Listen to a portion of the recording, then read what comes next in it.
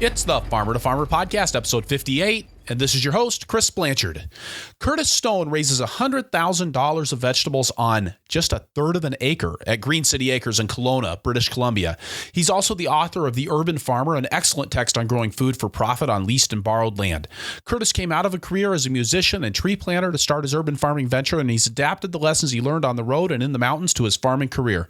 Oh, and by the way, that third of an acre, he actually shrunk his farm in order to make more money. By focusing on the Pareto Principle, also known as the 80-20 rule, Curtis puts his attention on the right customers, the right crops, and the right techniques to maximize the output and the profits from his tiny acreage. In this episode, Curtis shares his tips for controlling weeds before you plant a crop, capturing and organizing information effectively, marketing at farmers markets and to restaurants, and how to structure your farm to better serve yourself and your markets. The Farmer to Farmer podcast is brought to you by Vermont Compost, founded by organic crop growing professionals committed to meeting the need for high quality composts and compost-based living soil mixes for certified organic plant production. VermontCompost.com. Bandwidth for the Farmer to Farmer podcast is provided by BCS America. BCS two-wheel tractors are versatile, maneuverable in tight spaces, lightweight for less compaction, and easy to maintain and repair on farm. Gear-driven and built to last for decades of dependable service. BCSAmerica.com. Curtis Stone, welcome to the Farmer to Farmer podcast. Hey, happy to be here, Chris. So glad you could join us today. I'd really like to start here with your origin story. I actually was just reviewing that at the beginning of your book and really enjoying kind of this story of how you got into farming. Yeah. So I guess it's unique in the sense that I don't have any previous experience or even exposure to farming. I had spent most of my adult life up until about almost 30, about 29 years old, from the time I was about 13 pursuing a career in music, and I pretty much set up everything in my life to do that. I was in touring bands when I was a teenager, and then I went to study music at a college, and I pursued a degree in composition, which I never finished. But I moved to the city of Montreal, which is one of Canada's biggest cities and definitely a cultural hub, to play in a band and just continue doing that. I often tell people that, you think farming's hard, try being a working musician, because not only will you be poor, but you'll probably be hungry. And I figured if I could get into farming, at least I could feed myself. So I'd be one step ahead. But, it's a bit of a long story. I won't go on too long about it, but essentially I had set my life up to be a musician, and I really pigeonholed myself into that, thinking that it was the only thing I wanted to do and it was the only thing I could do. Yet I was constantly worried and concerned about the world at large, whether it be geopolitical issues, environmental issues. I consider myself somebody that suffered from eco-despair for almost my entire life, always being worried about the planet collapsing from, ecological collapse kind of thing. And here I was having all these opinions and values, and I was always getting in debates with people about political and environmental issues.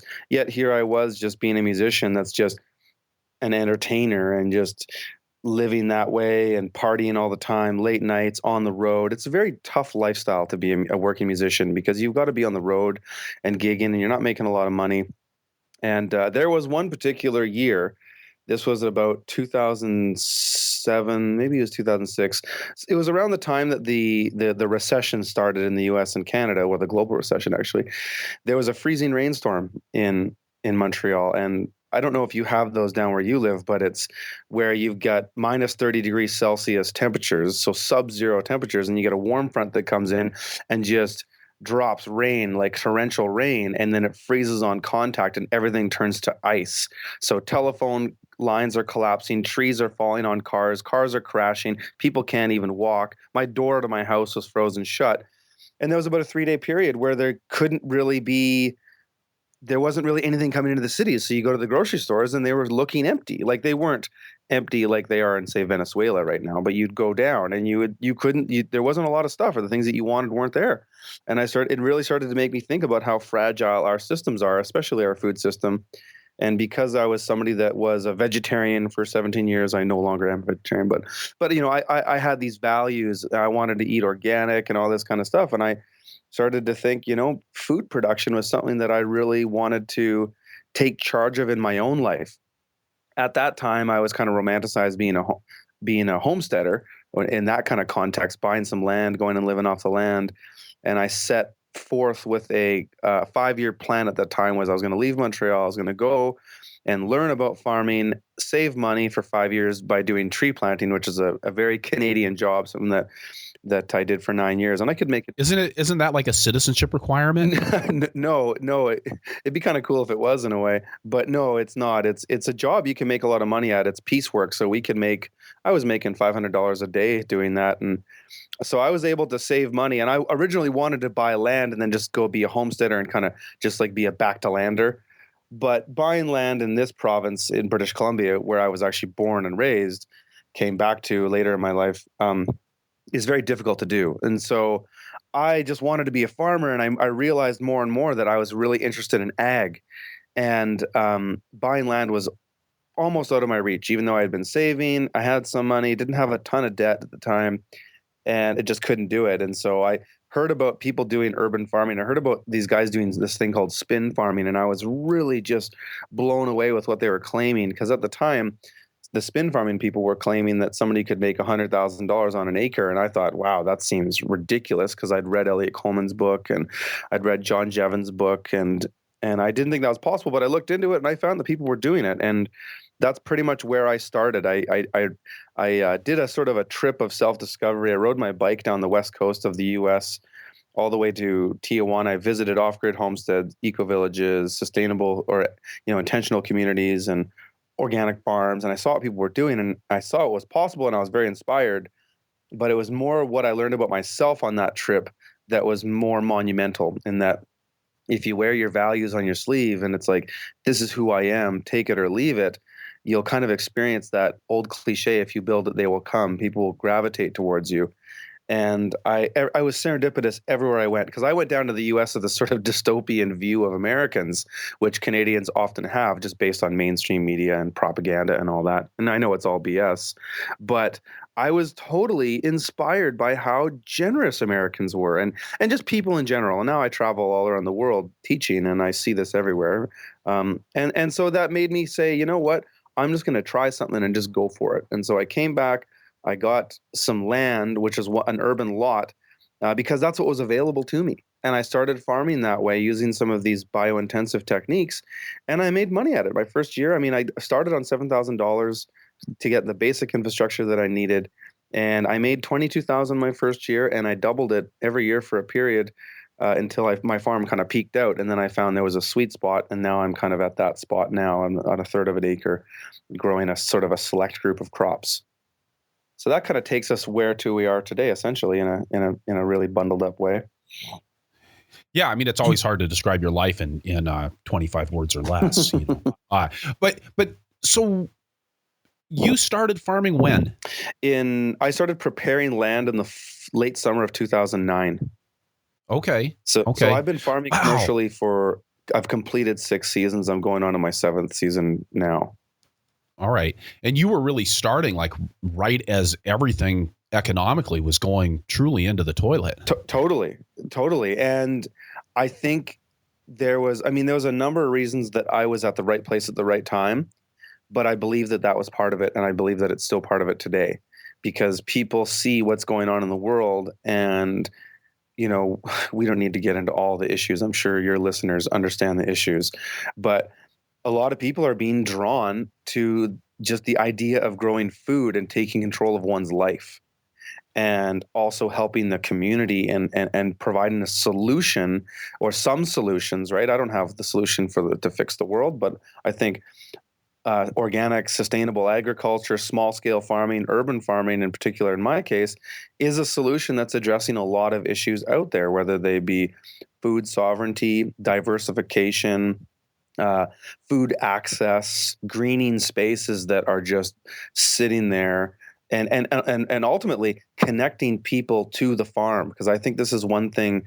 that is huge today, is that very few people know a farmer. I know more people that have studied philosophy, gender studies, and political science than I do farming. and know anything about farming. And you don't even live in Madison, Wisconsin. No. So I think that there's a huge niche for this, and then that was part of my success, is that I was taking people's lawns and turning them into super productive mini farms, and that was very attractive and sort of romanticized to many people, and it pulled a lot of people to our cause and allowed us to really scale fast because we had so much support in the community. It's funny that you talk about scaling fast. I mean, we usually wouldn't think of the scale that you're operating on as being an example of scaling up, really. Well, it is with the numbers. When you look at the profits that are like, our farm makes $100,000 on a third of an acre. Yeah, and when you say makes, you're talking about your gross income, Yeah, like absolutely. your total sales, Yeah. $100,000 on a third of an acre. Absolutely. Wow, that's a lot of vegetables. It is, but it's about the right vegetables and the right customers and the right techniques. It's not about quantity, it's about quality. And so the one thing that has been tried and true for us is sort of this rule of 80-20, the Pareto Principle. What is the 20% of your customers or products or techniques that deliver 80% of your return or your yield? And so it's been a consistent process of doubling down on those things and going towards the most open doors. Who wants to buy our stuff? Who wants to pay the best price? Let's go there. Well, so let's talk about this piece about who wants to buy your stuff, because Kelowna, British Columbia is not exactly the place that I would think of when I think of starting an urban farm. I mean, it's a city, but it's not a big city. No. And you're not exactly on the outskirts of Vancouver or something like that. I mean, it's set off on its own. Yeah. I mean, it's not like you're a suburban farm. You're really there in Kelowna, but Kelowna is its own thing. Yeah. Kelowna is like a medium. I would say it's classified as a medium density city. It's not low density because it's not a small town. There's 140,000 people here. And seasonally, we have the population quadruples or more than that in the summer because of the tourism. We have a very thriving restaurant scene, a lot of field to fork restaurants, a big culture around field to fork. So it's a really good place to be for that. We've also have great weather. I believe we have some of the best weather in Canada. We're one of the warmest climates in Canada. In fact, I think we are. The Okanagan Valley, at least my bioregion, is the warmest in Canada. So there's a lot of good things about it. The main thing that drew me to it as far as a marketplace to sell in is that there was nobody doing this. Yet I looked at the market research I did, said there was a lot of demand for organic and local. So I always tell people, don't walk into a saturated market. People think urban farming. They go, oh, let's go to Detroit. Let's go to San Francisco. Let's go to Vancouver. Let's go to New York City. It's like, no, go to the places where nobody's doing it so you can be the first mover. Would you say that rule of thumb, go someplace where nobody's doing this, applies in a local foods marketplace, or is really urban farming, as opposed to all of the farms that are on the outskirts of town or maybe coming in from an hour or two away, is it different enough that it's its own thing and that's really the niche that you're occupying? I think it is, Chris. I mean, yes, and it all depends on the context. I mean, definitely the urban thing, there's some advantages and disadvantages to it. The primary advantage is that you have access to the marketplace.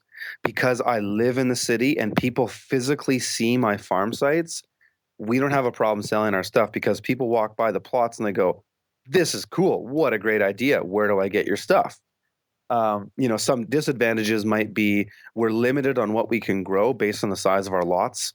So I'm not growing melons and potatoes and onions because that's just not logistically practical, because those crops need more space to grow. They're often better managed with tractors anyways, and they take a long time to grow.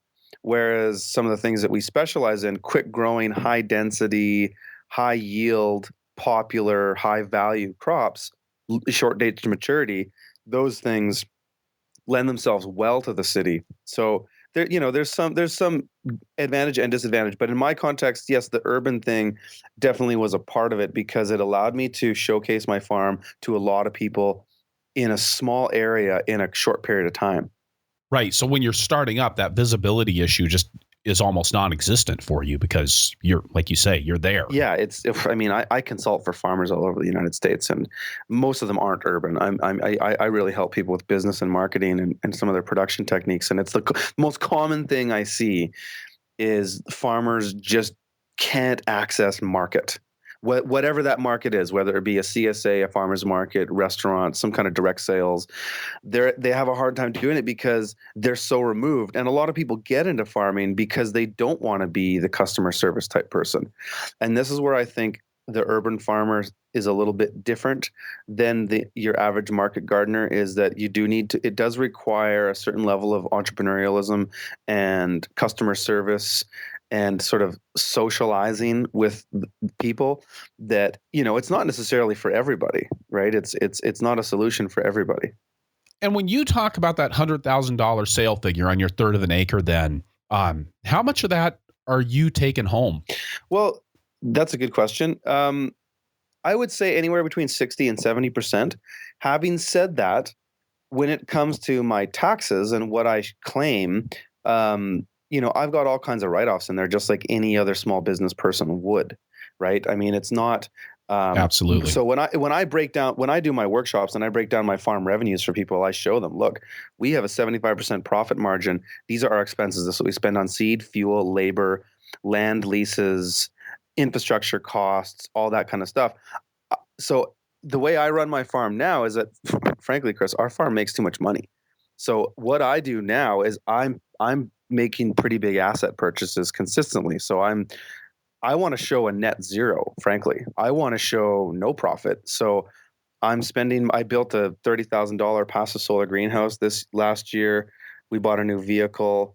I'm constantly putting money into our farm now because I don't want to pay $20,000 in taxes.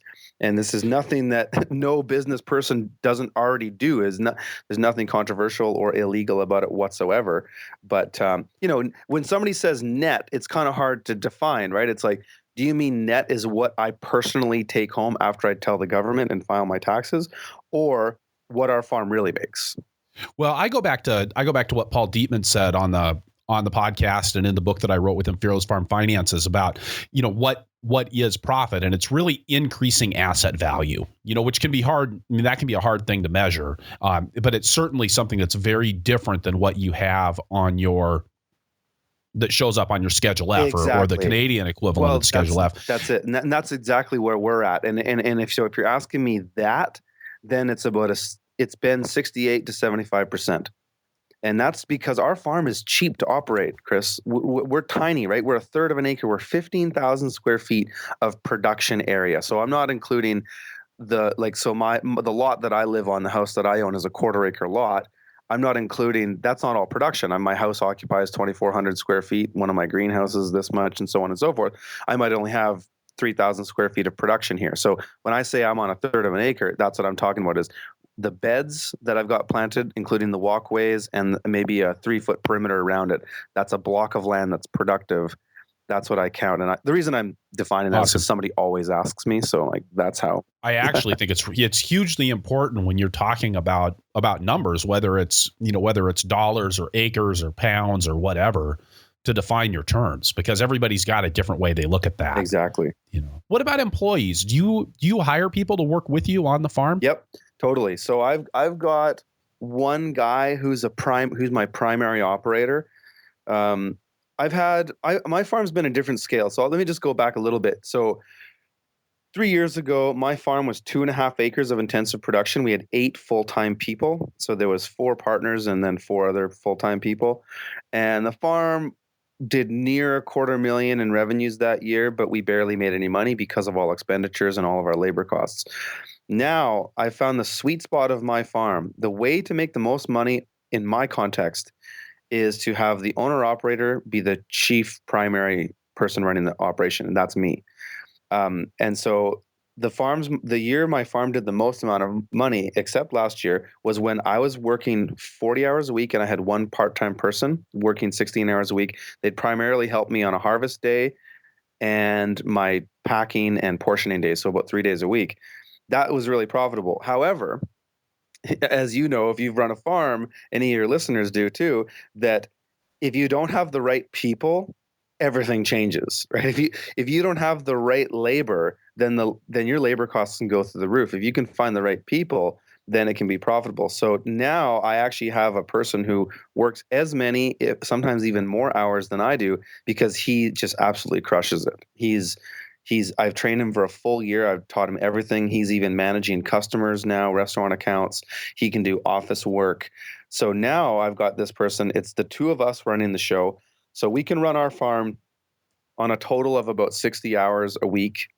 Maybe that might be a little bit more in the setup phase and maybe a little bit less in the summer. Our summers are actually very steady, where we actually work less hours than we do in the spring. We can run it at 60 hours. And so that could vary from myself to him. I was writing a book last year, so I was only working 10, 20 hours a week on the farm, where I had my primary guy and another guy to help at that point 1 or 2 days a week. So altogether, we can run our farm on 60 hours total if the people who are working are effective. Now, that 60 hours a week of labor, does that include marketing, or is that just production? Yeah, that includes standing at the farmer's market. So we're on Saturday at the farmer's market for 8 hours. And that includes, 3 or 4 hours of deliveries a week. Absolutely. It's all there. I mean, again, Okay. that will fluctuate. That's an average, right? So Yeah. There are times it's a little bit more. There are times that it's a little bit less. Oh, I think it's the same in just about any business. Yeah, absolutely. I know I've got my 100-hour week still, and I'm, not farming right now, but I also have my 30-hour weeks, and it's kind of nice when those happen. Yeah, absolutely. And I mean, one thing I'll say too is I do a lot of things outside of my farm. So myself individually, I work 80 hours a week because I do consulting. I consult for multiple farms. I'm managing farms remotely. I manage an online course. I'm doing speaking gigs. I work a lot because I'm kind of a workaholic. But as far as my farm goes, I'm putting in 30 hours a week or less now at this point. Wow. That's really impressive, Curtis. Well, it's the scale, right? And it's all about that 80-20 thing, is where do we get the most leverage? And it's taken time to figure this out, Chris, because I grinded it out for many years. I worked 100 hours a week or more when I first started to get to where I am today. And it's all about scale, because a lot of people think, oh, well, Curtis, or they'll ask me, you've got 100,000 on a third of an acre. Why don't you just go to an acre? Then can't you make 300,000? It doesn't quite scale that way, because I have found that the larger you go, the less dollar per square foot you'll make on your land. The smaller you go, the more dollar per square foot you'll make. And that's just because it forces you to make very conservative, calculated decisions when you have less resources available to you. It's like many things in business. It's the language I'd use around that is it actually forces you to manage that much more intensively. Exactly. You've talked a couple times about this 80-20 rule, and I think that's huge, right? And I think it's something when you look around the almost anywhere you look in your life, 80% of the results are coming from 20% of the effort, and and other variations on that. So the challenge, though, is figuring out which 20% of the work is it? Which 20% of the crops is it? Which 20% of the customers is it? And then figuring out how to focus on those effectively. Because, I think one of the arguments that you oftentimes hear is, and I see this not just in farming, but in other business areas that I pay attention to. People are like, well, I have to do this unprofitable thing, yes, so that I can get the customers in the door to do this profitable thing. Yep. That's a super good point, and there's no question about it. That's true. So, let's just say tasks on the farm. There's 80% of the tasks that really only bring 20% of the value. What we do, our strategy on our farm, is to look at those things closely, and then figure out a way. What can we do as a bare minimum to get the benefit of that thing? So let's say it's a crop. Let's say there's some crops we have on our table at our farmers market that don't really generate much revenue, but they do bring people in, because when people come and spend $20 or $40, they might get one of those, and then they'll get a bunch of other stuff. So it's about, what can I do to just get the benefit of bringing those people in, minimize that crop or that product, so that it's there, but I don't have to do it in volume? And then what can I do in the field to actually streamline or reduce the labor with everything involved to get that product to market? And so give me an example of that. okay, so a lot of it has to do with using weed management techniques. So things such as any crops that we transplant on our farm, we've essentially eliminated weeding from our farm. For example, we only spend about 4 hours a year managing weeds, and that's because we do everything preliminary. So as far as crops that are, say, lower value, so I'll give you here's one example. Summer squash, patty pan squash, baby zucchinis. These are crops I grow for restaurants and I have at the market. And I don't really make much money on that crop. I make enough on it to justify growing it, but I don't make that much money on it. So what I've done to basically eliminate or mitigate all the loose ends with it, or the leaky bucket, if you will, of my energy inputs, is to make that crop so simply managed that all I have to do is pick it to take it to market. So what that involves is using landscape fabrics. We use essentially a weed barrier mats on every crop we do that's a transplant crop. We have weed mats on it with drip irrigation underneath it. That way, all we have to do is plant that crop and let it grow and then harvest it. We don't have any management to do on that field at all for those particular crops. We pick them and take them to market. So we've eliminated a lot of things, because I've farmed relatively large scale for a market garden like us doing intensive production. I farmed 2.5 acres, and we would do summer squash and all these things. But we would have to go through and hoe cultivate these beds all the time. At least once a week, somebody would be going through and making a pass with a stirrup hoe or a collinear hoe, doing that, which is very common for farming, but that's work that doesn't pay. So that's a big part of our strategy on our farm, is focus on the tasks that have a measurable return. So for us, that's anything to do with selling, anything to do with planting, anything to do with harvesting. Everything else has to be mitigated or eliminated. So like you said, there's some things that you need to do to get things to market. So we still have to do those, but what can we do to greatly reduce them? And also reduce the amount that we do, just so we can have it to get the benefit of having it. Well, and I'm thinking even there, what you're talking about, the pictures that I've seen of your farm, when you're growing that squash on weed barrier, you're not doing it on individual beds of plastic where the footpaths have to be managed for the weeds. You guys are actually spreading out broad sheets. Yep.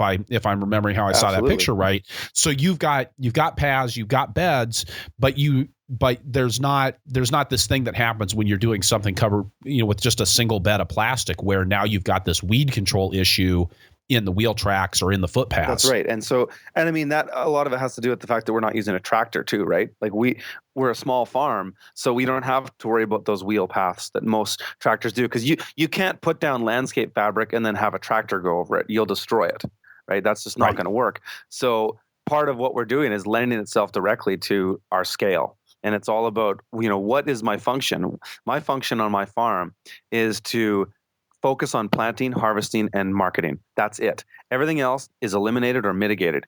And so that our function is that we're a small market garden. We need access. We need to get in and out quickly of all of our plots. How do we set those plots up to accommodate that?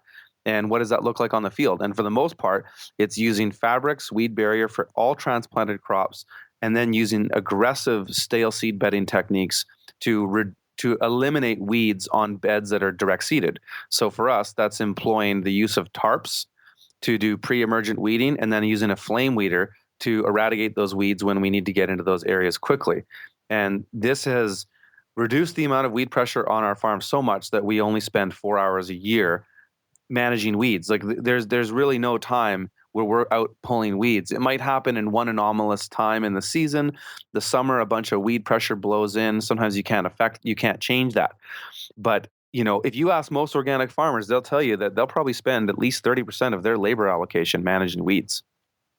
Well, and especially when you're doing the kinds of intensive production that you are. I mean, you've got those solid seeded salad beds, say that 6 times fast, solid seeded salad beds that are, that you're harvesting with that quick cut greens harvester, which has the blade and the ropes that go around and kind of push things back in. You can't have weeds in that sort of an environment. You're going to spend more time picking through them. And I mean that, mentioning that tool is important too, because a big part of where we're at is just employing appropriate technology. I mean, it's huge for us. The tarps, the flame weeders, the greens harvester, these tools save us hundreds of hours a year in labor. Like just the quick cut greens harvester alone saves me 100 hours, because what used to take 2 people 4 hours to harvest all the greens in a week, so that total of 8 hours of labor to get all of our greens in a week of marketing, can now be done in 30 to 45 minutes by one person. So it's a massive labor saving device, but you're right. It isn't really worth that much unless you're using it properly. And that means you've got to do stale seed bedding. You have to make sure those beds don't have weeds in them. So what are some other tricks that have helped you capitalize on the 80-20 rule? Well, it's the biggest thing is about products and customers. So here's one example. In my 4th year of farming, my farm was big. It was near 2.5 acres. We had 90 products that we grew that year. And I dumped all of those crops into a spreadsheet. And spreadsheets is something I have an entire chapter on my book, and I think it's incredibly important for farmers to learn about and use information. But I put all those crops into a spreadsheet, and I sorted them by their profits, how much money each crop make. I found, Chris, there was about 10 crops that made about 80% of the revenue of the farm that year out of 90 products. And those 10 products were grown on a 1/4 acre of land. So at this point, I was burning out on idealism, burning out on saying, I want to grow everything and feed the entire community. It was like, you know what? I'm tired. I'm burnt out. I was working 100 hours a week that year. What can I do to just craft a better quality of life for myself and still offer value to the community? And it was to focus on these 10 crops. So I scaled down to 1/3 of an acre that year, focused on those 10 crops, didn't work more than 40 hours the next year, made way more profit for myself than I did. And that's a big one. The other one is the customers. Focusing in on who are the customers that bring the most sales, are the lowest maintenance, are the easiest to deal with, that are enjoyable, that share your values, and just focusing in on them. And that could be restaurant customers, CSA customers, or even farmers market customers. I make notes all the time. And this is one thing I'm a big supporter of farmers doing more of is harvesting information. Because just like seeds, when you harvest a seed crop, you've got to thresh it, clean it, and do all this other preliminary work to make sure that seed can be used effectively. Information is the exact same way. If you just have a paper journal on your farm and you're writing down notes with your dirty hands in the rain, you go to flip through that journal in the winter, it doesn't make a lot of sense to you. But if you can create habits where you're harvesting information and putting it into a system, with the spreadsheets is what I encourage people to use. You can sort and look at that information and review it so that you can use it to speculate on the future and also figure out what's working and what isn't, so that you can continuously double down on the things that do work and eliminate or mitigate the things that aren't. So talk to me about the workflow on that, because this is actually something that I teach workshops on, time management for farmers. And a lot of time management for farmers is really information management for farmers. It's noticing what has your attention and getting that into a system to make sure that it gets dealt with in a timely fashion before it turns into a problem. Well, yeah. And my system when I was farming, and it's still what I basically use now, is to, I take those notes, and I happen to do them on a pocket notebook that I like to carry around. Yep. And I take all those things, I throw them in my inbox on my desk. And then once a day I sit down and I go through them, and I do exactly what you talked about. I look at it and I go, is this worth anything? What's the value of it? If it is valuable, what do I need to do with it so that it retains its value? And that's my thing. Yeah. But a lot of people look at me and go like, you're crazy. I don't have time to do that. Well, okay. So there's two things I'll comment on that. First one is, yes, I do exactly what you're talking about. I just use my smartphone. My smartphone is my most used tool on my farm. I use it more than a greens harvester, flame weeder, stirrup hoe, anything. It's the most used tool on my farm. So I do exactly what you do, but I just use a program called Evernote, which, I have a series of notes like field notes, planting notes, harvest notes, things like that, general notes. And twice a week, I spend about a half hour and 2 blocks logging those notes into spreadsheets. So I essentially do the same thing you do. The other thing that's very important is figuring out where you optimize your effectiveness versus your efficiency. This is one thing I see most farmers fail on, as well as most people in business. So many people are perfectionists. They're always trying to do the exact thing, the perfect thing, whatever that task is, and it's often not worth it. It's like, for example, if you take a glass of water and you turn on the tap and you fill that glass up, it will go to the top really quickly, but about 20% of it or more is just bubbles. So if you want to get fill that water right to the brim, you got to slow the tap down and get it right perfect. There's sort of a curve where if you take on the bottom 0 to 100%, that's your timeline. How long does it take to accomplish this task? And then on the top axis going up, you have 0 to 100% of the quality. Most things, in my opinion, are good enough at 80%. And 80%, just like the glass of water, can be achieved in about 50% of the time. So if you're consistently striving for 100%, you're going to that last 20% is going to take you just as long to achieve as it took to get from 0 to 80. So for example, when we're bagging salad mix for the market, we're doing 4-ounce bags to market. If it's 4.5, good enough. If it's 5, good enough. If it's 4.2, good enough. You know what I mean? We never try to be under. We always try to be over. But where's the good enough point? Because most people won't know the difference between 80 and 100%. I mean, you have to find out what's perfect for you to get that product or deliver that service to market so that people aren't complaining, right? Ultimately, at the end of the day, we need to offer a quality product at a fair price or service or whatever we're doing. But where's the good enough point?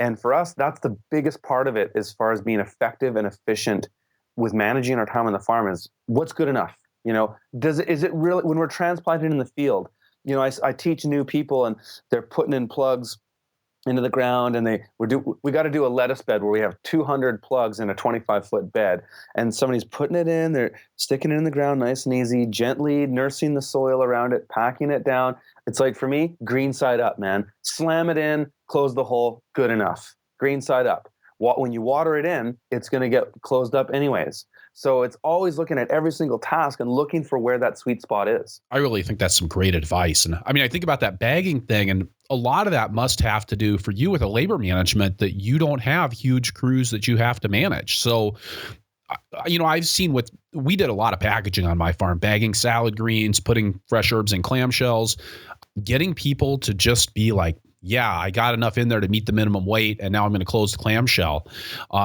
was one of the hardest management tasks that we had. And I've seen it again and again on farms that I've worked with, that people do. They get hung up on trying to get the bag exactly right. Yeah. And like we found with the fresh herbs, it was so much cheaper to over harvest. You know, I would actually rather harvest an extra 15, 25%. Yep. And be putting that in clamshells and be putting too much in every clamshell, because harvesting it was cheap. Exactly. Bagging it was expensive. Exactly. I think that probably part of what's working on your farm is that you guys are a lean labor operation. Yes. You know, you don't have a crew of 10 people that you're trying to teach every last one of them how to put things in bags. No. You got one guy and you. That's it. We're super lean. I mean, here's another example of this sort of lean approach. We don't harvest to order. We harvest when crops are ready. So everything on our farm is unitized. Like, we use a standardized bed, 30-inch by 25 feet. You know, there's some beds that are a little bit longer, some beds that are a little bit shorter. But when I go out in the field, like salad mix is a big part of what we do. And I go out in the field and I see a bed of red Russian kale. It's perfect. This might be on a Monday. Generally, we want to harvest on Wednesdays and Thursdays, and then we do some washing on Thursday, and then we pack on Friday. That's all we do. But if I go out in the field on Monday and my plan is to plant and turn beds over on Monday, if I go out and I see a bed of red Russian kale that's perfect, it's the perfect size, and if I cut it now, I'll get a better regeneration, or I might be able to turn that bed over immediately. I'll do that. So we're constantly willing to change our workflow based on what's going to be best for optimizing the perfect crop with the least amount of time processing it. So, for example, I will do everything I can on my farm to avoid washing salad mix. If that means that I have to harvest on Monday and Tuesday and put it in the cooler and sell it on Friday, I'll do that. Because if I look at the weather and see that, oh man, it's going to rain on Wednesday and Thursday, I'll harvest my greens Monday and Tuesday, and I'll do bed prep on Wednesday and Thursday. Because if I can save washing a bunch of muddy greens, that can save us 10 hours a week on the farm. So we're constantly looking at what we can do to optimize our labor. And often, the other part of that example is that if I can harvest that bed now, because some of the crops we grow, Chris, in the summer are 18 days to maturity. Red Russian kale, arugula, a lot of our baby greens, we're seeding them. And in our summer, we got 18 and a half hours of daylight, 100 degrees Fahrenheit, ready in 18 days. Some of them in the summer are a one-shot deal. We harvest them and we turn them over. So I'll harvest that bed to get optimum size, optimum price point, and optimum quality. And then I'll turn it over immediately and plant something else. So that way I'm optimizing my production and I'm optimizing my time because I'm there to do it now. Now, part of that is that you've got an infrastructure that supports that, right? Absolutely. I mean, you can't be harvesting greens on Monday to sell on Saturday if you're picking them and storing them in your basement. No. This is the thing. You have to have a walk-in cooler. If you want to be a commercial farm and you want to be profitable, if you don't have a walk-in cooler, you won't be. You will be saving a lot of wasted time. This is one thing. All these farmers seem to think they can cheap out on that. No way. Our walk-in cooler, Chris, is the most important, hands down, most important piece of infrastructure on our farm. Without it, we would not be able to make the profits we do and work the amount of hours we do. Impossible, because it would force us to do everything on Friday before deliveries and markets. And that is inefficient, because if the weather is crappy on that day, then everything is prolonged. And farmers, ultimately, at the end of the day, are always battling nature, right? We are fighting weather. So if the weather sucks, which is often the case, then you can push your week. You're hoping for a 40-hour week. It just turned into a 60 or 70-hour week. Well, and it completely changes. I mean, you talk about turning into a 60 or 70-hour week. You can't do that between Friday morning and Saturday morning for farmers market if you're going to show up at market and be effective. You simply, there just aren't that many hours in that time frame to expand that much work. Well, that's exactly it. I mean, but this is like the biggest burnout part for most market gardeners, and that's why you come to a farmer's market in midsummer, and a lot of those growers look shell shocked because they have been putting in a 20-hour day on Friday to cram everything into market. They put it in the barn for the night, and then they take it to the market.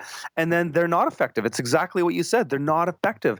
And this is where that curve that I was explaining, where does your effectiveness optimize to your efficiency? And most people don't have any idea of how that works. And they spend time on things that aren't that important, and then they're not effective at the market. Because if you've done markets, or any of your listeners have done markets, and I'm sure most of them have, is if you're not on your ball at your market, you will not sell stuff. If you're bagged and you're all wiped out and shell shocked and you can't engage with customers, you're not selling stuff. People go to farmers market for that kind of experience, right? Yeah, and I always think of the guys in the fish market in Seattle who do who are throwing the fish, and how much that draws in. Doesn't have anything to do with the quality of the fish, but it's the entertainment and the show, and that's what people go there for. And clearly that's something that works for that company. Absolutely. So it's driving sales. And we used to take that kind of an approach at farmers market. We were always looking for ways to, anytime you can create energy at your stand. Yes. It draws people in, but you have to have something left if you're going to create energy. Absolutely. You can't do it when the tank's empty. That's exactly it. And I mean, that's a big thing that I talk about in my workshops and my lectures is, how do you create energy? How do you optimize what you need to do at the market, but also create an energy and a vibe that people find inviting? One thing I do is I follow that old farming cliche, pile it high, watch it fly. So in order to do that, I need to continuously reshape my physical space, my tables, to create the illusion of abundance. So I'm standing there, Chris. I don't sit down at my market. Neither do I really stop. Like, farmers market's the most energy intensive work we do on our farm, because I don't stop moving around. Every time something's selling out, I pack it up to the next thing. So if I only have 2 bunches of radishes left, they're consolidated between 2 other items so that it looks like a pile of stuff. And that helps the human subconscious, because human beings, we're kind of like crows, like we're attracted to piles of stuff and shiny things and energy and movement. And so that allows me to stay focused at my market, because I'm moving stuff around and I'm focused on a task, and people find that attractive, but it also creates the illusion of abundance. But the other thing that we do to help with that is we have a very simple pricing system. Like, we price everything at $3 units or 2 for $5. And so when people come to my market and they're buying stuff from me and I'm moving around, I don't have to dedicate any brain power to calculating what they're buying. They got 4 items, okay, $10. You got 6 items, $15. Easy. That way I can stay engaged in what I'm doing, also talking to them and delivering value to them outside of what I'm just selling. Because at the end of the day, if you're a market gardener, you're selling more than a product, right? Your product's got to be good. It's got to be fairly priced. But at the end of the day, people come because they want to associate with the culture and the idea of what you're doing. And if you can't deliver on that end by, telling them, they ask you, how do I use this? How do I cook it? You got to know that stuff. How do you grow this in your garden? You got to know that stuff, and you got to be prepared to deliver that value, because we want to deliver more than a product. And that's where our niche is. And then again, that's where our 80/20 is. Who are those customers that come to my market and are going to spend $40 each time? That's who I'm going to really deliver a lot of value to. I'm also going to use them as a research and development team. I'm going to continuously offer them new things, like, here's a new salad mix. Take this for free. Let me know what you think. And then they come back next week and they tell you. And so we continuously double down on increasing our sales to those customers. Well, and I think that's so important. I remember one of the things I used to do when I was first starting at farmers market, working for other growers, was spending a lot of time trying to get every customer that came by to stop in and buy something. And a lot of times it was to the detriment of the people that were already there. Exactly. And the people that already made the decision to buy. And finally, I had a farmer say to me, I don't remember who it was, but it was one of the people I worked with at market, who said, you got to focus on the people that are the people that are here buying. Yep. And you got to sell them more of what they're already getting. And again, I think about that when you talk about being on your game at farmers market, have the energy left to do that, because I'm sure you do this too, is, somebody's buying tomatoes, you sell them basil. Yeah.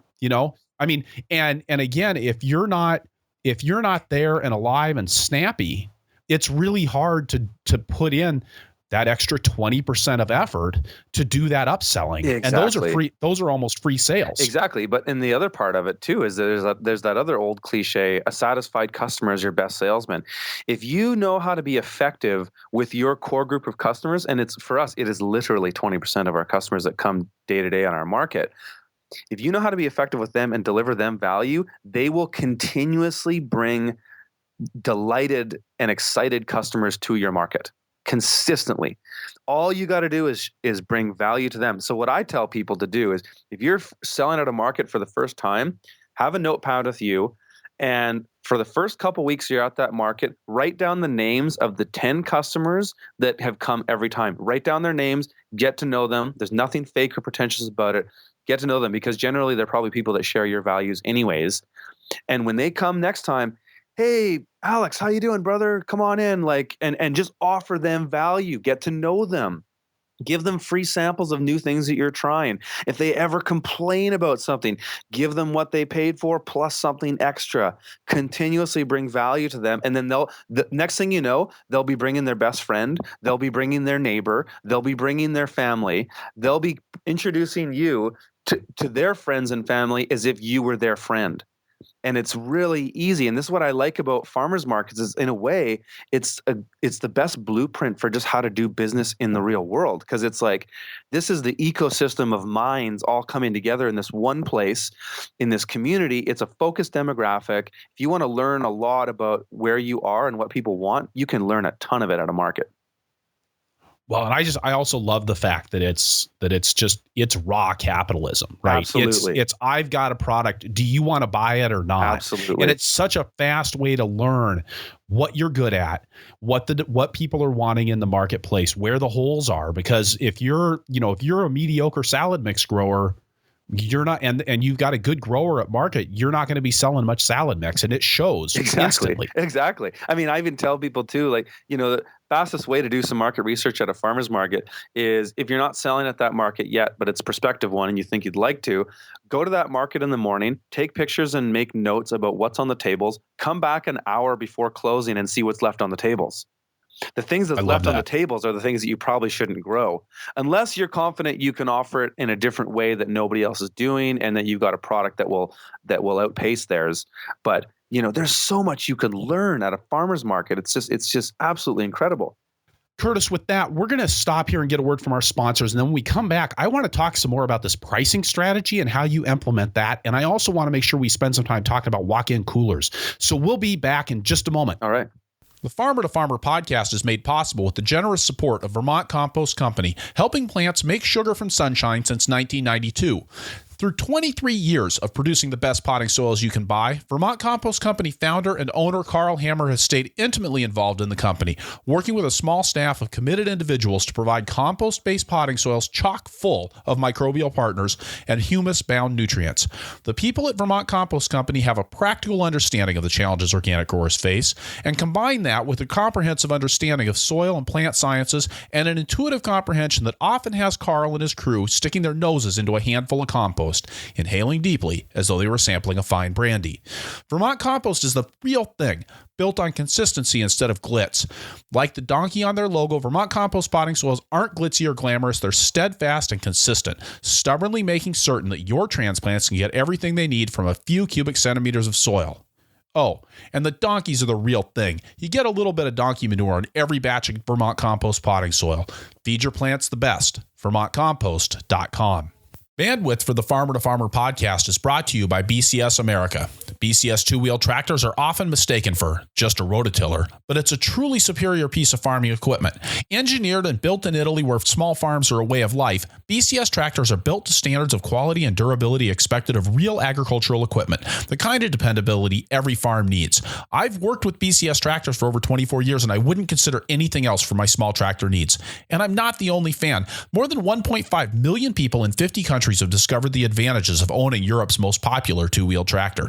And these really are small tractors with the kinds of features found on their four-wheeled cousins and a wide array of equipment: power harrows, rotary plows, flail mowers, snow throwers, sickle bar mowers, chippers, log splitters, and more. Check out bcsamerica.com to see photos and videos of BCS in action. bcsamerica.com. All right, and we're back with Curtis Stone from Green City Acres. He's also the author of The Urban Farmer. We were talking about pricing at farmers market before we went to break, and I'm really curious about what you just said, because this feels like a really I'm sitting here going, well, why didn't I think of that? You do everything at $3 a unit or 2 for $5. So you must be packaging things up or bundling things in such a way that you have, $3 worth of value in every unit. Yeah, totally. Well, it's actually $2.50 of value in each unit. So the $3 in a way is kind of fogging the price. So it's like if somebody wants to buy one item, they're getting a $2.50 item for $3, which is fine, but it discourages people to do that, right? So it incentivizes larger volume purchases. But really what it does is it just simplifies the transactions. And that's like we rarely get people to complain about our prices. I mean, our prices are very fair compared to what everybody else is charging, but people like the simplicity because they just show up at the market and they think, what can I get for $5? They don't even exercise the $3 item. I would say we probably do 5 to 10% of our sales at $3 items on a given day at the market. Most people, even new customers, are going to do 2. So it incentivizes volume purchases, but essentially it just makes it easier for me to focus on other things, so I don't have to stand there and count up money. And I mean, I didn't invent this system up. Many farmers have been doing this for years, but I really came to it because I would look at other vendors and see these long lineups of somebody's at the market scale there. People walk up with their products, they're weighing it out. Your transaction time is minutes for each customer, whereas it could be seconds. And the beauty of it is that it consistently allows me to offer more value to them because they're talking to me. We've already made the exchange. They showed me the product. They gave me the money. It's done. All I'm doing is talking about how they can use this kohlrabi or these spring onions or whatever it is in their recipe, or how I grow them. It's like the transaction is a second and I'm just delivering more value. And so it allows me to really build customer rapport. That's ultimately what it's about, is it allows me to build customer rapport and build friendships than just focusing on transactions that can often be uncomfortable. And when you see those lineups of people, you'll see people at the back starting to leave because they're frustrated. And having said that, there is some truth that lineups draw more lineups. Like there is something to be said about a crowd drawing a crowd, but the way I do it is by just talking and vocalizing, and then people want to hear what I have to say, but the transactions are happening quickly. Well, and you're never stuck running the abacus behind your eyeballs. Exactly. You're not having to think through stuff with that glazed look on your face. Exactly. So it does require more packing. Like we've got to pack everything up. We don't, there's only some items that doesn't work for. Say it's like heirloom tomatoes. Actually, that's really about it. Out of all the products we grow, that's the only thing we can't really put in that pricing scheme is like a heirloom tomato, because some tomatoes will be so big that they'll cost $6, right? So that doesn't work in that pricing scheme. But we always just put those things on another part of the table, so it's easy to say everything here is 2 for $5. All that stuff is individually priced. And then for those tomatoes, are you pricing each tomato, or are you guys weighing those out at market? Those we weigh out at market. We let them pick which ones they want. They go in the scale, and then and just a little nitty gritty detail here. But so if somebody buys a bunch of carrots and a bunch of radishes, is that $2-3 things, or is that one $5 thing? That's $2-3 things for $5. So that's the thing, is like the radishes might be a little bit higher priced in that context, and the carrots might be a little lower priced in context. But it's all about what it comes out on the average, because most purchases are going to be in that grouping. And I really like something that you said about value, that you're really increasing the value to your customer by making the pricing easy, because it gives you more time to do that thing that customers are actually coming and paying for when they buy your radishes, which is time spent talking to Curtis. Absolutely. Because we're continuously training gardeners. We're continuously encouraging people to be gardeners. And a lot of people will say to me, well, aren't you worried that, you're just going to train all these people and they're going to grow food and they're never going to shop at your market? No, it's actually the opposite is true, because that's sort of a scarcity mindset type approach, is being afraid of, through sharing, that people are going to not shop at you. But I find the opposite is true, is the abundance attracts more abundance. The more I encourage people to garden and eat healthy and teach them more about this, they might garden. They probably will. And that's great, because once people garden and they have the fresh taste of something, a carrot that comes out of the field eaten right there, they will never go back to low quality stuff. So what happens is it actually turns them into big advocates. It turns them into outspoken advocates that will continuously advocate for fresh.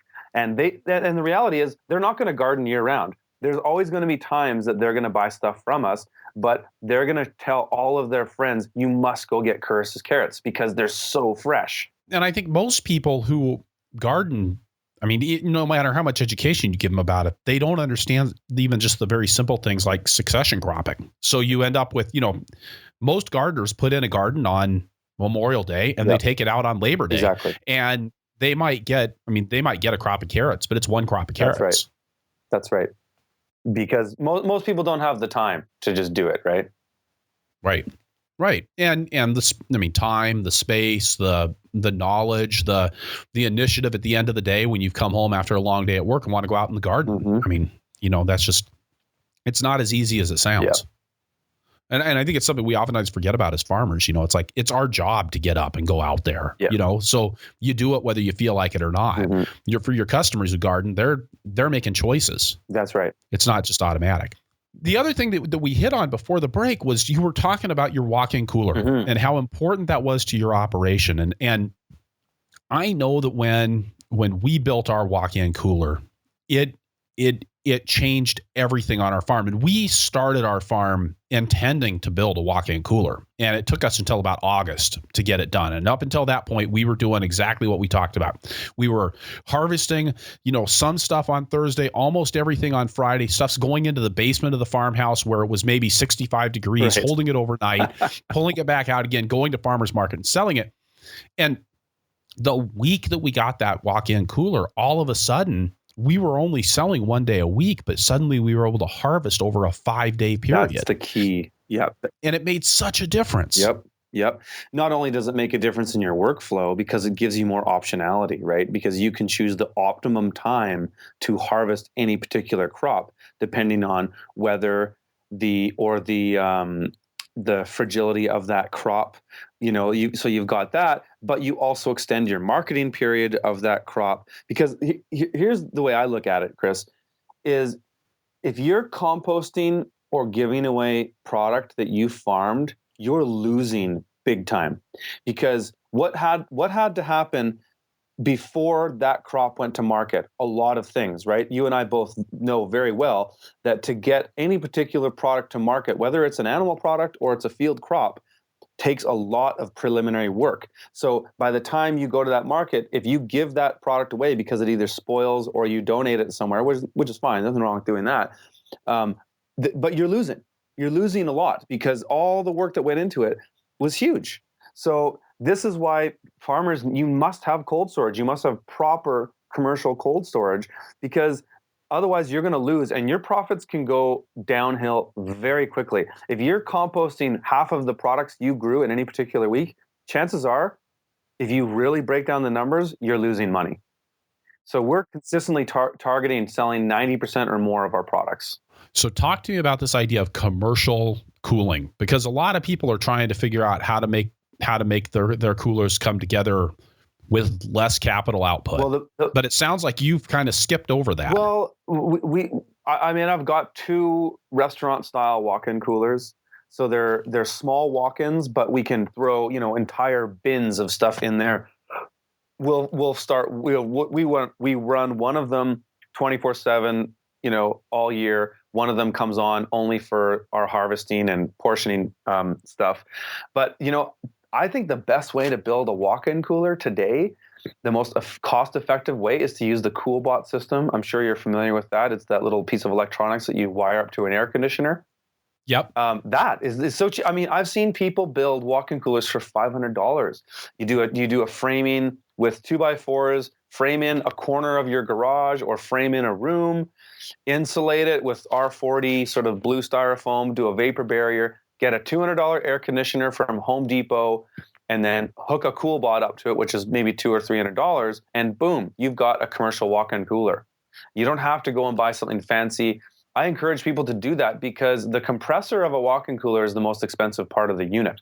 If you buy a brand new restaurant-style commercial walk-in cooler, it might cost $6,000. The compressor is probably worth $4,000 or more. The insulated foam walls are the cheapest part of it. And if you know how to modify these things, it's so easy. Go to their website; they show you how to do it. That means you've got a lot of optionality, because now you can buy a walk-in cooler that doesn't have a functioning compressor, and you can replace that compressor for $500 or less.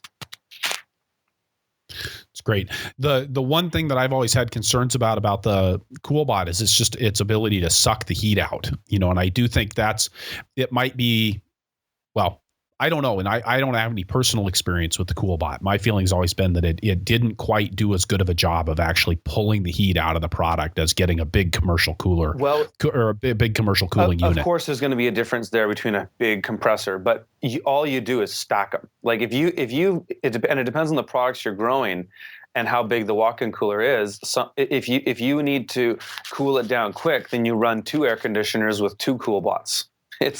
That's all it comes down to. And I've seen multi-acre farms with 12 by 12 by 8 size walk-in coolers with even 3 air conditioners and 3 CoolBots effectively running just like a compressor.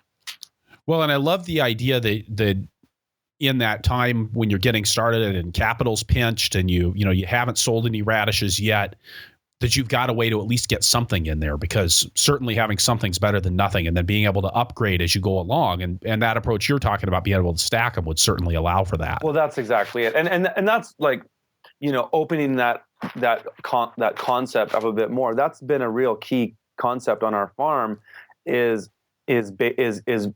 recapitalizing as we go, because I often find it seems counterintuitive, but one of the things that kills farms the quickest, even kills businesses, is too much capital up front. You got too much money to put into something right away, and you haven't really play tested the market to see where things are going to go.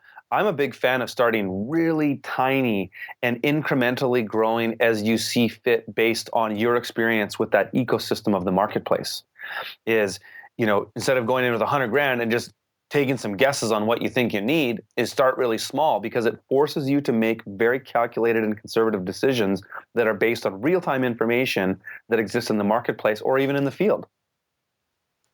Well, and ideally it lets you keep from making big mistakes. I mean, you'd hate to go out and buy a $5,000 piece of equipment that isn't exactly what you need. Yeah, it isn't necessary on your scale of farm. That's it. Yeah. That's it. I mean, it's way better to start small, because at the end of the day, if you buy a $500 unit and discover after a year you need something bigger, well, then you can just sell that for $500 or modify it to make it bigger, opposed to going and buying a $10,000 unit and going, whoa, this is way too energy intensive. It's not exactly what we need. But now you've got to sell a $10,000 unit, where it's easier to sell something smaller, or even just take the loss of making that small investment at the beginning opposed to the large one.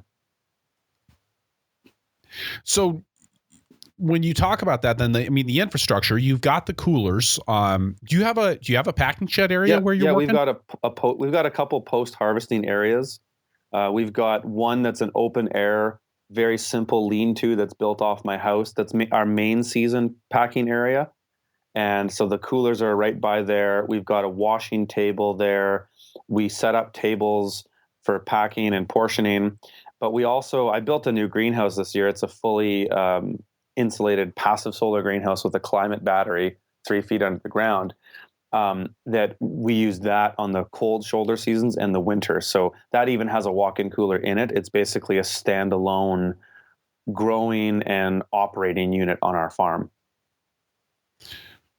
You said it's got a heat storage battery in it. Can you tell me about what you mean? I think I know what you're talking about, but I want to make sure. It's essentially, we've built this thing is like a house. It's built like a house. It has a foundation, and all around that foundation is a 3-inch wide R40 insulation that goes all around the side of the foundation and all the way underneath it. We excavated all the mineral soil underneath, and then we insulated the bottom, and then started to put that dirt back. But about 6 inches after that first layer of dirt, we ran perforated big O piping underneath the whole greenhouse, kind of like how people will take PEX tubing and run it through a concrete slab to create for heating.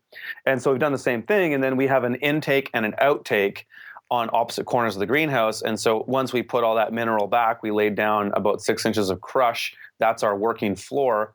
We could put a slab into it later if we want. But what happens is there's a thermostat connected to a fan that basically, once the temperature rises above 25 degrees Celsius in the greenhouse, it pumps heat underground, and then it comes out the other way. So what happens is, after a growing season of storing that heat in the ground, that ground is charged once we go into winter, that it basically radiates heat off the floor. Wow. So it's a passive way of heating it in a way. And we didn't really talk about climate in Kelowna. What kinds of, I'm curious, how cold does it get in Kelowna, and then what kind of results are you getting out of that greenhouse? So the greenhouse we just built this fall. So it's in production now. It's been in production all winter. Having said that, the climate battery wasn't fully charged because we built it in fall. It'll be really interesting to see how it charges up over the summer, and then how it performs better into the winter. So I haven't seen the full effects of that yet. As far as our climate, we're a zone 6B in downtown Kelowna, and somewhere about even a half a mile outside of where I am, there's zone 5. So we have the benefit of the heat island effect as well as the lake effect downtown. So we have actually a much warmer growing climate here than somebody just a mile outside the city. Really interesting. Okay. And I suppose that's a competitive advantage that you Huge. guys have compared to everybody else who's bringing in produce from the countryside. Huge. I mean, right now, we do a lot of strategies with overwintering crops. Like right now, we've got hundreds of pounds of spinach producing, hundreds of pounds of carrots, kale. We've got microgreens that we're doing in the greenhouse all winter under, controlled climate.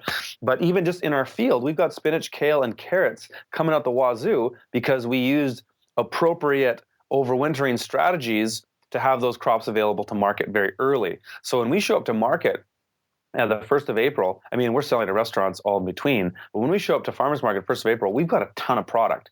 We don't have a ton of variety as far as crops, but we've got at least 3 products that are from the field, like kale, spinach, and carrots, as well as all these microgreens, that we've got full-looking tables.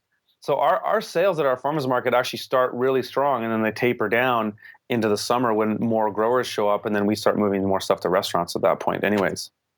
And it doesn't really matter that they start tapering down because, like you said, you guys are harvesting everything when it's ready. Yep. And then figuring out how to sell it after you've picked it. Yeah. So there's risk involved there. But I mean, the thing is it streamlines our harvesting instead of, because I know a lot of growers that go out and harvest for order or they harvest for market.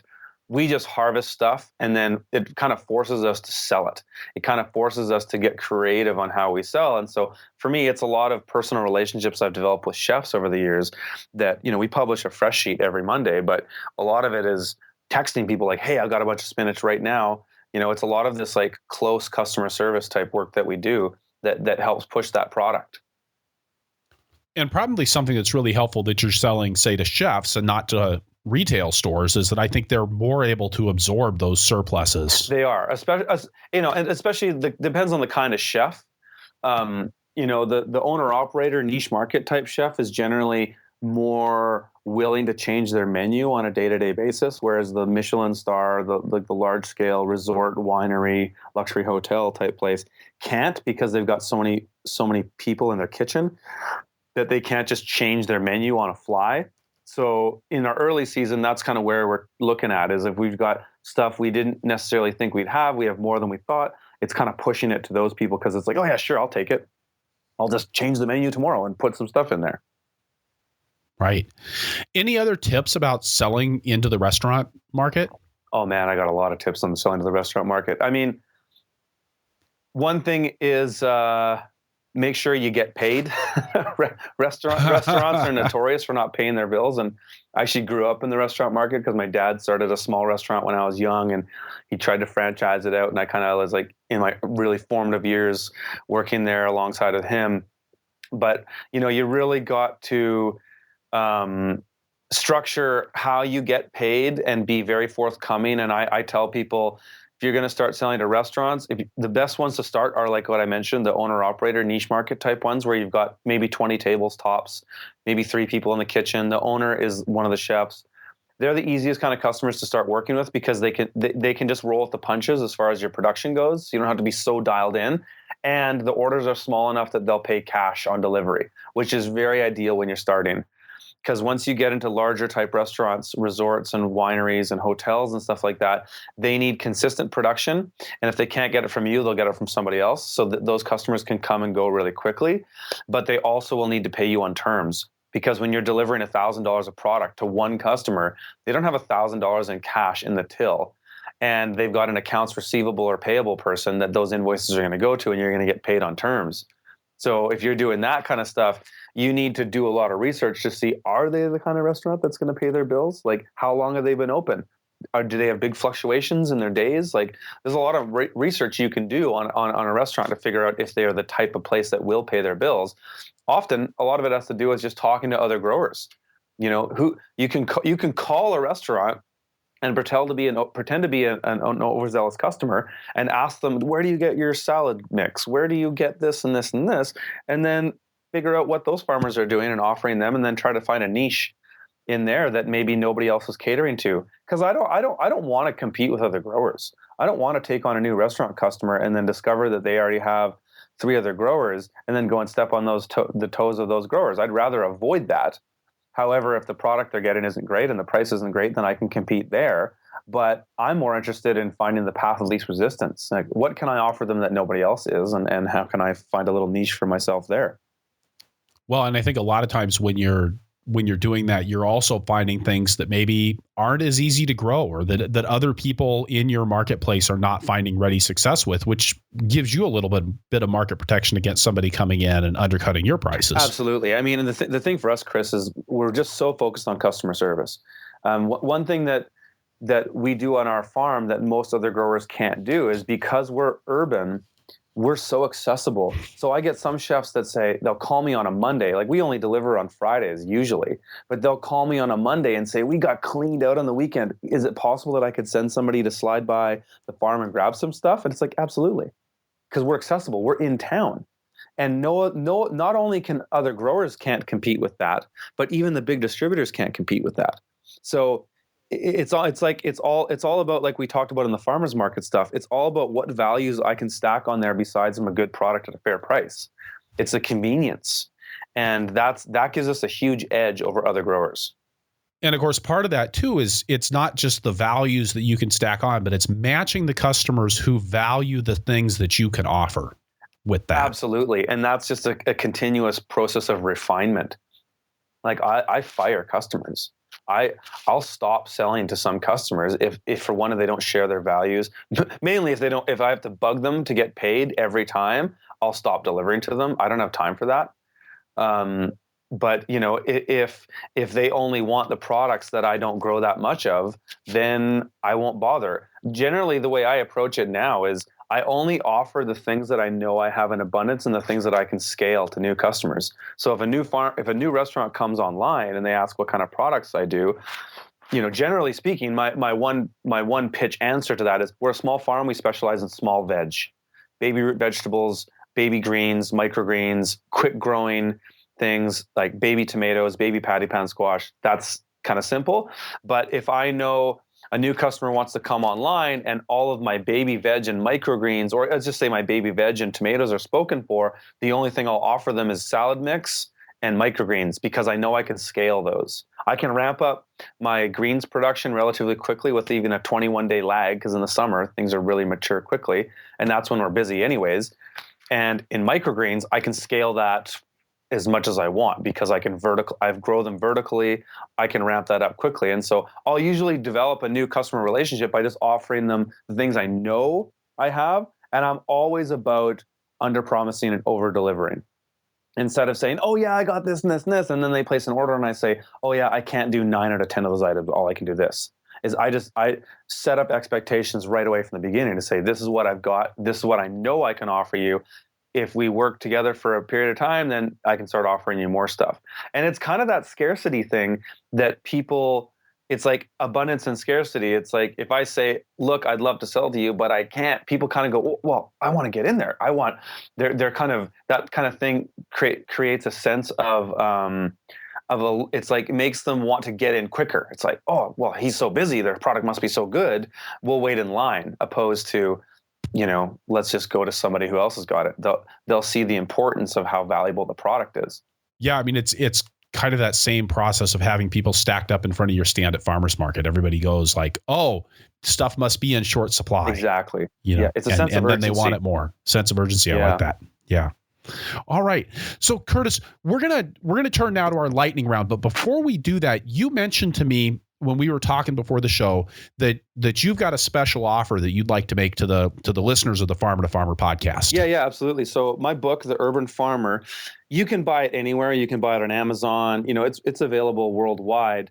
But I also sell it myself from my website. So I can only offer this to United States and Canadian customers at the moment. But I have a digital product that I sell with my book from my website, and you can't get it anywhere else. And it costs $25. It's basically a series of videos. I've got 4 videos on how to do everything with microgreens, how I plant them. It's all very detailed stuff. I've got videos on how I use specific spreadsheets. And then I've got a video on there that's a topographic map of a farm plan that is a 1/4 acre that makes $80,000. It's like, this is how I plant this. This is where it goes. This is how I move these tunnels around. It's basically a week-by-week, play-by-play of a season. So that stuff's accompanying the book. I'll make an offer to your listeners. If they buy my book from my website, I will give them that for free. So they can go to my website, order it's called the premium package. So if you're in the US, select US, order the premium package. It's the book plus the digital download stuff. And then I'll give you the digital download stuff for free. Put in a coupon code that says farmer to farmer, all one word, lowercase, and they'll get that digital package for free, and they'll get the book. Hey, Curtis, let me know after the show that you need to use a different code if you're in Canada. Farmer to farmer can, all lowercase, all one word, all spelled out. I'll also repeat these at the end of the show, and the links will be in the show notes as well. This book, The Urban Farmer, is really a great book. You go through this in a lot of detail. You go through step by step about how to get things done. I mean, there's a lot of, you don't really present it necessarily in the form of checklist, but there's a lot of things in there that kind of have that feel to it, where it's not just some pie in the sky stuff written in a paragraph. It really is like, okay, if when you're thinking about this, put these 7 factors in this order so that you can make the best decision possible. Mm-hmm. And you have a lot of that same kind of step-by-step stuff about how to get things planted or how to do other activities on the farm. And I really found a lot of value in that. It was one of those things, I think, even if you're not an urban farmer, even if you're not a small plot farmer, I really liked the approach that you took with this very stepwise linear process. And not the whole book isn't laid out as this boring linear lecture format, but when you need to get into that, you've really boiled down the essentials about how do you go about making these decisions? How do you go about getting these tasks done? I thought it had some really great examples in there. Nice, thanks. And I mean, one thing I tried to do with my book is, and I know for certain that my book is valuable to anybody who's not even an urban farmer. There's even people that are doing holistic management that have found my book useful, because I have a lot of stuff dedicated to just marketing and business management and production systems and sort of encompassing ideas of what the approach is. And I mean, I have a whole chapter on irrigation. Basically, when I wrote that book, I looked at all the other books out there, and I tried to focus on the weak links that none of them have. Like, for example, in pretty much every book about market gardening or in like organic farming, the first chapter is talking about soil and compost. So I eliminated that. I don't even talk about that because there's tons of good information out there. I looked at what were the weakest links, because before I even wrote this, I'd been consulting for farmers for years to show them my techniques. And I consistently find the weakest links are things like the business management stuff, the market research, the just marketing. And one thing too was irrigation. So many farmers don't know anything about irrigation. So I wrote a whole chapter on irrigation and have specific examples of that there, because I was figuring, why would I want to repeat what's already been repeated? There's so many great books out there, like Elliot Coleman's books or Jean-Martin Fortier's book. Why compete with that? Why not just offer something that nobody else has talked about? Yeah, and I'd stand by everything you said about what's in that book. So nice job on that, by the way, Curtis. Thank you. So lightning round. What's your favorite tool on the farm? My smartphone. Okay. And do you have a particular smartphone that you like better than something else? I just got an iPhone. The thing that I like about the iPhone is that it has the Siri program, so it records text. So I go into Evernote when I'm, like what you said with your journal, and I'm experiencing things in the farm, like whether I'm say I just plant something, I'm talking into my phone. I open my Evernote, that's my planting sheet, and I go bed 1, segment 2, arugula. Right. That records it in. So when I go back into my spreadsheets to input that data in there, all I'm doing is it's on my computer because it's synced. So it's fast. And I'm a really big fan of spreadsheets. In fact, a whole chapter on that in the book too, about recording information so that you can use it to leverage your experience and your learning curve. And I really like the idea of what you talked about, getting the raw data organized into Evernote, moving it into a spreadsheet on a regular basis, so that then you've got the data that's relevant right there in front of you when it's time to be making decisions, which isn't necessarily what you want to be doing on the 1st of August. No, exactly. But you still need to understand, like, what was the information, and it sounds like you don't just do that with strictly numerical stuff. That it's a lot of other information as well that's going into those spreadsheets. It is. Like, I have all kinds of different spreadsheets as well. And again, whole chapter on that in the book. And in fact, people can download my spreadsheets for free from my website. They just go to free extras. They go to theurbanfarmer.co/book, free extras. You just sign up and you get this download. It's a sample fresh sheets, sample land contracts, and sample spreadsheets of the exact spreadsheets that I use. Huge resource. Thank you, Curtis. What's your favorite crop to grow? Salad mix, for sure. Salad mix. I love salad. I love greens. And I love the optionality of the salad mix because there's many crops that go into it. It gives a lot of flexibility to a farmer. If I'm short on one thing one week, then I just put more of another thing in it one week. I love that freedom that it offers. And it's something that people really know us for. And it's a high value crop. I mean, the scalability is great. There's just so many options in a salad mix that I love. And because, I've got 6 different things that I put in a salad mix regularly. I can also sell most of those individually. Like I can sell red Russian kale individually, arugula individually, baby spinach. I can sell mustard greens individually if I want. And then I can sell lettuce individually if I want. But yet all those things together make a salad mix. And I just love that freedom and flexibility that offers us. Awesome. What do you do for fun? I play music. I still am a musician. In fact, I'm actually on my way back to Montreal next week to do a reunion gig with my old band. I play board games. I love board games with my friends. I cycle. I'm a pretty avid cyclist. But to be honest, Chris, I love what I do and I have a lot of fun with it. So I have a YouTube channel that, maybe your listeners, there's tons of free information. I put at least 1 video up a week, often 3. I love making YouTube videos. I love sharing the content. I love the stories I hear from other people saying how helpful it's been for them. So that's a big part of where I'm at right now is I just have fun making this content and sharing it with people. Because before I got into farming, I was a total music nerd. I was really big into editing sound. And I found the editing video and doing all that kind of stuff is really fun for me now. So it's become my hobby and something that I'm very passionate about as well. It's awesome. And I'd say definitely worth checking out. And I'll make sure that we get the URLs for those into the show notes. But right now, I mean, if somebody wanted to go and find those videos on YouTube, what's the easiest way to do that? Just put in Urban Farmer Curtis Stone in YouTube and you'll get my channel. Love the power of search. Yep. All right. And if you could go back in time and tell your beginning farmer self one thing, what would it be? Oh man, that's so easy. I would say don't take on too much. I took on way too much right away. Like Chris, I started at a 1/4 acre. And then in that year I was at a 1/2 an acre. Then the next year I was at an acre. And then the next year I was at 2.5 acres. Looking back at where I am now, I mean, I'm on a 1/3 of an acre. I went from 2.5 acres to a 1/3 of an acre because I realized how I started was actually the best way to do it. I just didn't really learn all the nuances of the crops, customers, and techniques I was using. Whereas if I were to start again tomorrow, I would start with a 1/4 acre and I would really learn all the nuances by micromanaging that system just better instead of so many farmers just take on too much stuff. It's actually, that is the number one fail point I see with farmers as I can consult for them and I say, what are your best crops? What are your worst crops? And they've got way too much going on. Everybody wants to do animals right away. They want to do veggies. They want to do eggs. They want to do everything. And they just take on way too much responsibility. And the fail point with that is that when you have too many things going on, you don't learn all the subtle nuances of each of those things because you're just constantly trying to catch up. Whereas if you start with 10 products, pick the best 10 products. Sometimes you got to do a little bit more for the diversity stuff, and that's okay.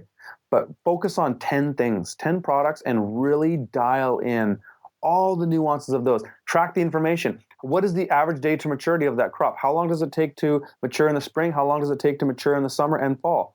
You need to know all of those things. How does the price point vary from season to season? Like all those things. The less you have to manage, the better you can set yourself up in the future by understanding all the little idiosyncrasies of those particular products. Awesome. I love it. I just think that's such an important message. Curtis, thank you so much for being on the Farmer to Farmer podcast today. I think you've added a ton of value for our listeners. And that's what I think this show's all about. So I really appreciate everything you brought to this interview today. Oh, my pleasure, Chris. Huge fan and totally honored to and privileged to be on your show. And I'd love to be back on again sometime. All right. Thanks, Curtis. All right. All right, so wrapping things up here, I'll say again that this is episode 58 of the Farmer to Farmer podcast, and you can find the notes for this show at farmertofarmerpodcast.com by looking on the episodes page or just searching for Stone. That's STONE. That show notes page, that has all of the links that Curtis mentioned in the show. But just real quickly, while we've got you on audio, Curtis's website is theurbanfarmer.co. So that's .co. If you go there to buy his book, which I highly recommend doing if you don't already have it, select the premium package on his book page to get his book plus a bunch of bonus materials if you use the coupon code Farmer to Farmer if you're in the US, and Farmer to Farmer can if you are in Canada. Both those are lowercase and everything's spelled out with no spaces. Curtis is also offering a $100 discount on his online course available at profitableurbanfarming.com using those same discount codes. And again, this is all available in the show notes at farmertofarmerpodcast.com. Just search for Stone and you'll find this episode page. If you enjoyed the podcast, I'm willing to bet you'd enjoy my weekly newsletter, The Flying Rutabaga. You can check that out at farmertofarmerpodcast.com or purplepitchfork.com. Also, please head on over to iTunes, leave us a review if you enjoy the show. Talk to us in the show notes. Tell your friends on Facebook. We're at Purple Pitchfork on Facebook. Your reviews and your referrals make a huge difference in our ability to reach out to an ever-growing circle of listeners, and to me, that's what it's all about. One more thing, I want to say I appreciate so much all of the guest suggestions that I received through the contact form on farmertofarmerpodcast.com. Please let me know who you would like to hear from, and I'll do my best to get them on the show. Thanks for listening. Be safe out there and keep the tractor running.